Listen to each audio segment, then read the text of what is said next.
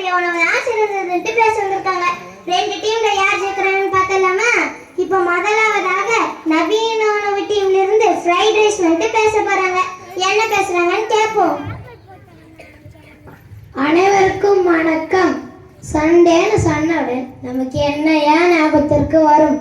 Fried rice, chicken rice, biryani, noodles, macaroni, இப்படி சொல்லிக்கிட்டே போகலாம். அப்பப்பா, இதெல்லாம் எவ்வளவு டேஸ்டி தெரியுமா? அட, இதெல்லாம் சாப்பிட கூட வேணாமையா. அந்த கடை பக்கம் நடந்து போனாலே போதுமையா, வாசனை ஆளை தூக்குமையா. இது மட்டுமா? பரோட்டா, குருமா, பீஸா, பர்கர், ஃப்ரெஞ்சு ஃப்ரை, இதெல்லாம் எவ்வளவு டேஸ்ட் தெரியுமா? உங்களுக்கும் இதுதானே பிடிக்கும். சும்மா எப்போத்தாலும் சோறு சோறு, களி களி, கூழு கூழ் சொல்லுவாங்க. எல்லாம் மஞ்சள் சாப்பிடுவானா? நடுவர்களே, நான் சொன்னது உங்களுக்கும் பிடிக்கும்னு நினைக்கிறேன். தீர்ப்பு பார்த்து சொல்லுங்க. நன்றி. நீ சொல்லும் போதே நாக்குல எச்ச ஊறுதே. நீ சொல்றது கூட சரிதானோ? இவங்க சொல்றதை கேட்கணும் இல்லையா? பாரம்பரிய உணவு டீம்ல இருந்து கேழ்வரகு களி வந்துட்டு பேச போறாங்க. என்ன பேசுறாங்கன்னு கேட்போம். அனைவருக்கும் வணக்கம். பீஸா சாப்பிட்ற நண்பா, நீ பீஸா சாப்பிட்டனா வயிறு பீஸா போயிடுமையா? நடுவர் அவர்களே, நம் கிராமத்தில் உணவே இல்லைங்க.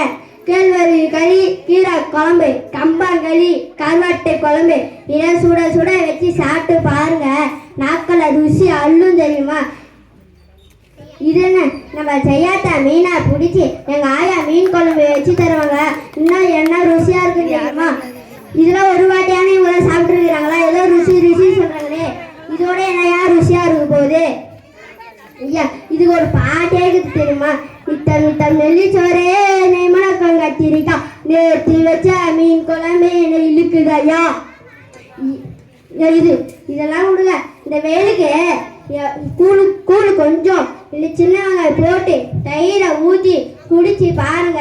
அப்பப்பா, அமிர்தமே இருக்கும் தெரியுமா? இதெல்லாம் இதை விட எப்போ பார்த்தாலும் பீஸா, பர்கர், பிரியாணி அழிவாங்க எல்லாரும். இதை விடுங்க. ஏன் அப்பத்துலேருந்து இப்போ வரைக்கும் இட்லி தாங்க சாப்பிட்றாங்களே? ஏன் மக்கள் கூட இட்லி தான் சாப்பிட்றாங்க. மக்கள் இவங்க கூட தான் இட்லி சாப்பிட்ருப்பாங்க. நடுவர்களே, நீங்கள் கூட தான் இட்லி சாப்பிட்ருப்பீங்க.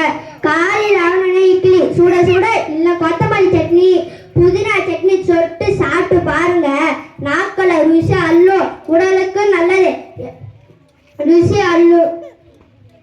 நடுவர்களே, நல்ல தீர்ப்பா பார்த்து சொல்லுங்க. நன்றி.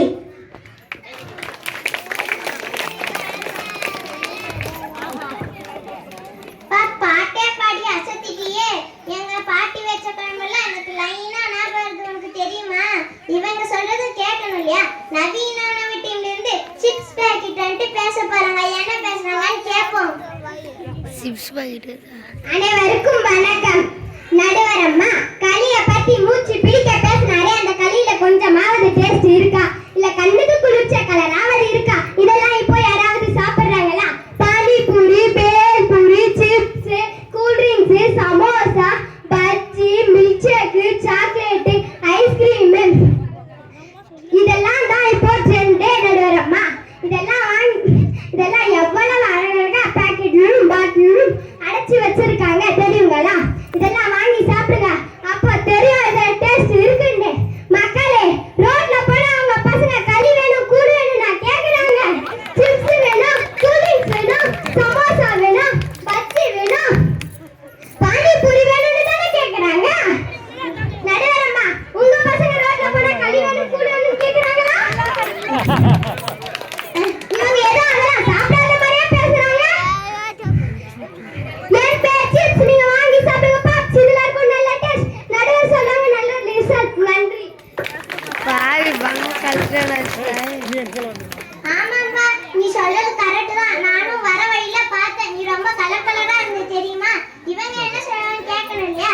பாரம்பரிய உணவு டீம்ல இருந்து சும்மா இருக்கிற எல்லாரும்